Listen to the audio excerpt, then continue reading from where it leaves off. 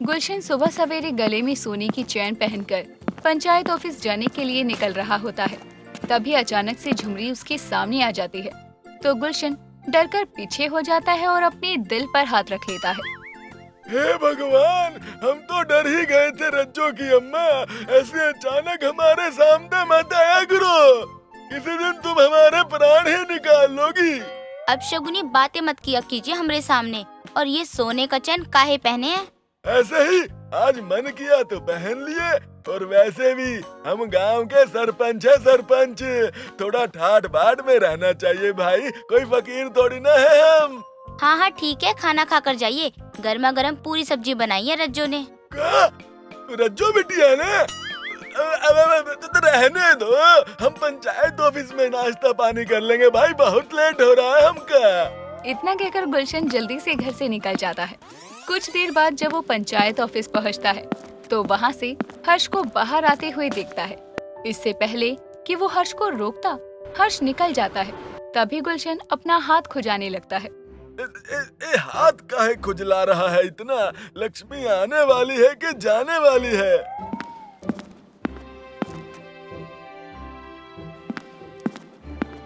सुप्रभात सचिव जी, इतना गौर से कहाँ देखा तो? अरे सरपंच जी, आप ही का तो इंतजार कर रहा था मैं।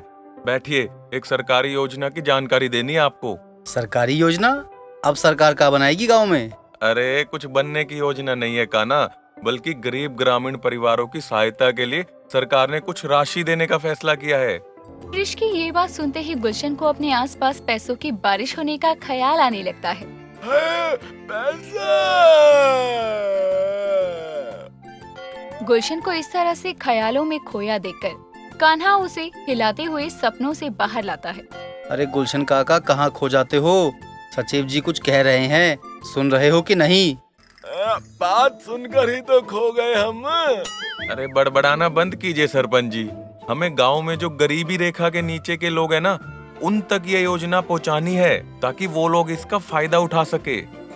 वैसे सचिव जी, आपने गरीब की बात की है, तो हम आपको बताना चाह रहे थे कि एक तरह से हम भी गांव के गरीबों में से एक है। हमारे 7 बेटे और 1 बेटी है, उनकी शादी नहीं हुई है अभी तक। हमारी तनख्वाह तो आपको पता ही है, घर का गुजारा हो पाता है बस हमारा, तो बहुत गरीबी है भाई। वैसे गरीबी रेखा के नीचे तो हमारा परिवार भी आता है सचिव जी।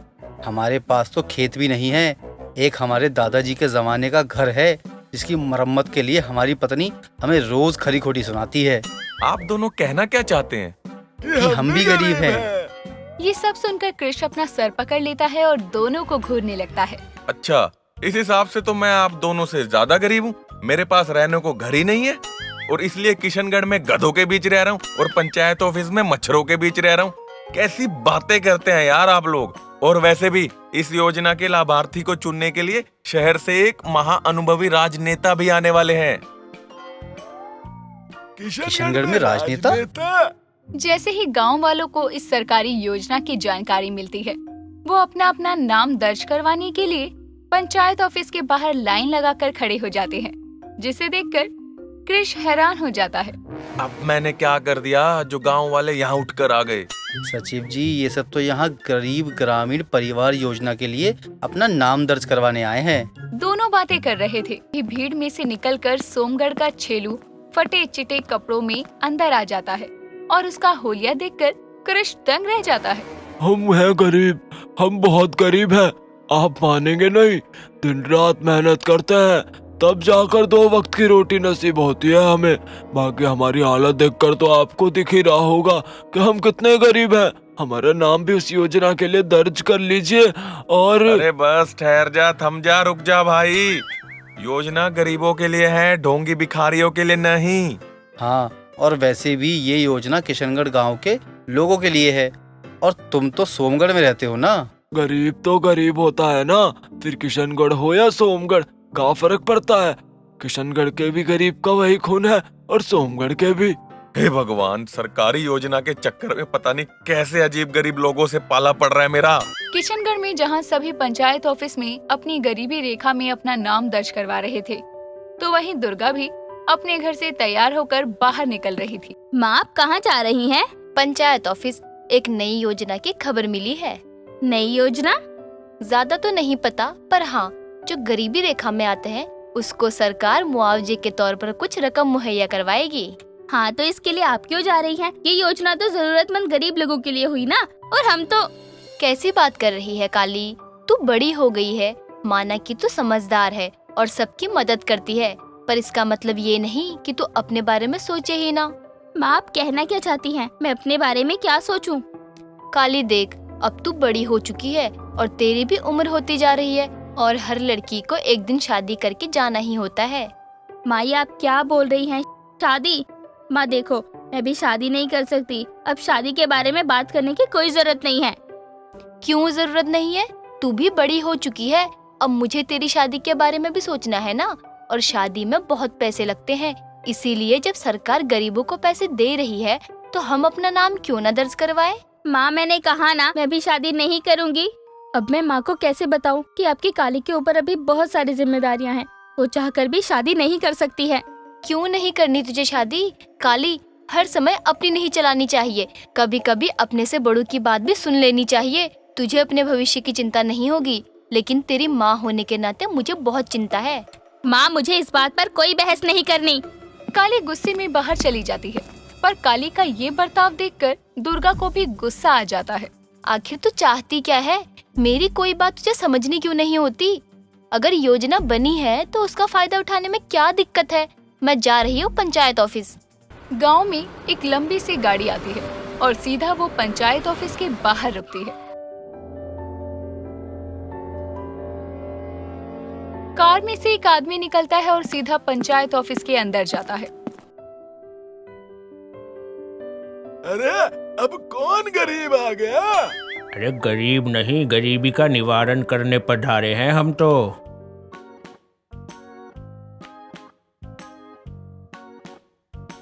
गरीब नहीं सरपंच जी, ये तो बहुत अमीर और बहुत है पहुंचा हुआ आदमी मालूम पड़ता है हमको। हाँ हाँ, तो ये पहुंचा हुआ आदमी किशनगढ़ में कैसे पहुंचा? अरे आप आइए ना नेताजी, आप ही का तो इंतजार था। सरपंच जी, ये महानुभाव हमारे गांव में इस नई योजना का ब्यौरा देखने आए हैं। नाम है चवन्नी सिंह।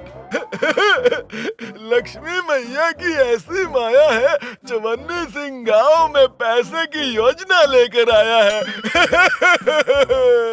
बस सरपंच जी, कहीं हंसते हंसते हाफने ना लग जाओ, जीवन बीमा का सारा पैसा खर्च हो जाएगा।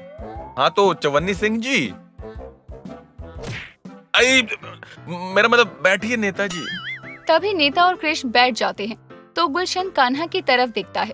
अब ऐसे खड़ा का है, कुछ नाश्ता पानी ले आ नेताजी के लिए। अरे नहीं नहीं, कोई बात नहीं, आप बैठिए।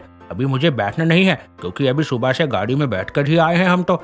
वैसे भी मुझसे ज्यादा बैठने की जरूरत आपको है। तो कृष्ण जी, अपडेट क्या है गांव का?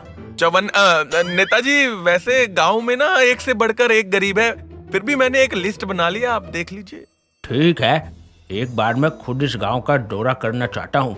मैं भी तो देखूं कि इस गांव में लोग आखिर कैसे गरीबी रेखा के नीचे जा रहे हैं भाई। गांव में रहने वाले गरीब सुखिया की टूटी फूटी झोपड़ी से उसकी पत्नी कंचन चूल्हे पर खाना बना रही थी। तभी चूल्हे के धुएं से वो खांसने लगती है। तुम चूल्हे पर खाना क्यों बना रही हो कंचन? काहे कि गैस सिलेंडर कल ही खत्म हो गया। सरकार एक सिलेंडर तो मुफ्त में दे ही दे, और दूसरे सिलेंडर के खातिर तो पैसा चाहिए ना जी, और हम गरीबन के पास उसी का तो कमी है। क्या तुम सुबह सुबह गरीबी का रोना लेकर बैठ गई हो? जल्दी खाना बांध दो, मुझे जल्दी पहुंचना खेत पर, वरना मालिक गुस्सा करेगा। सुखिया अपनी पत्नी से बातें कर ही रहा होता है कि तभी उसके दोनों जुड़वा बच्चे आकर आपस में लड़ने लगते हैं और सुखिया की कमीज को पकड़कर खींचना शुरू कर देते हैं। सुखिया उन दोनों को समझाने की कोशिश कर रहा था, तभी दोनों बच्चे कमीज को इतनी जोर से खींचते हैं कि वो फट जाती है। हो गया कल्याण, इसे कहते हैं गरीबी में आटा गीला। एक ही ढंग की कमीज थी और वो भी आज फट गई। अब क्या पहन कर जाऊं मैं? रुकिए, हमने आपकी पुरानी कमीज को रफू किया था, अभी निकाल कर देते हैं आपको। कंचन सुखिया को एक रफू की हुई बहुत ही पुरानी सी शर्ट लाकर देती है, जिसे पहनकर सुखिया अपने खाने की पोटली लिए घर से निकल जाता है। सुखिया बहुत ही गरीब था, जो कि सोमगढ़ का रहने वाले सुनार धनपत के यहाँ काम करता था। धनपत सुनार होने के चलते धनवान के साथ साथ बड़ा घमंडी भी था। वो गरीब सुखिया से अपने खेत से लेकर घर तक के हर छोटे बड़े काम करवाया करता था। कृष, मेरे ख्याल से सभी का नाम दर्ज हो चुका है। अच्छा, तो ये लंबी लाइन क्या हमारा मुखड़ा देखने के लिए लगी है या फिर तुम्हारे रिश्ते की लाइन है ये? सचिव जी, ये समय है मजाक का। हमें गरीबों के नाम दर्ज करने हैं, जनगणना नहीं करनी। बाकी लोगों को समझाकर वापस भेजना होगा। हाँ, तो ये काम तुम ही कर सकती हो क्योंकि मेरी भाषा तो इस गांव के लोगों को समझ ही नहीं आती। काली और कृष आपस में बातें कर रहे थे, तभी वहाँ दुर्गा आती है। सचिव जी, मेरा नाम भी दर्ज कर लीजिए गरीबी वाली योजना में। माँ, आप यहाँ? मैंने आपको मना किया था ना, आप मेरी सुनती क्यों नहीं है? काली, मैंने तुझसे बात नहीं की है। सचिव जी, आप मेरा नाम दर्ज कर रहे हैं या नहीं? ये क्या हो रहा है? पहले तो सिर्फ काली का गुस्सा देखने को मिल रहा था, अब दुर्गा आंटी भी शुरू हो गई। अब इनसे ज्यादा बातचीत करना सही नहीं है, कहीं पता चले कि काली के जैसे आंटी भी कुछ बोल दे और वो सच्ची हो जाए। हाँ हाँ आंटी जी, क्यों नहीं, मैं आपका नाम अभी लिख देता हूँ। सचिव जी, ये आप क्या कर रहे हैं? हमें इस योजना का झूठा लाभार्थी नहीं बनना है। देखो काली, योजना का लाभ होगा या नहीं ये तो बाद में ही पता चलेगा, लेकिन मैं दुर्गा आंटी का नाम तो दर्ज कर ही सकता हूँ। काली गुस्से में वहाँ से जा रही थी, तभी एक बार फिर उसके माथे का निशान चमकता है और अचानक उसके सर में दर्द शुरू हो जाता है। काली खुद के सर को जोर से पकड़ती है। मेरा सर!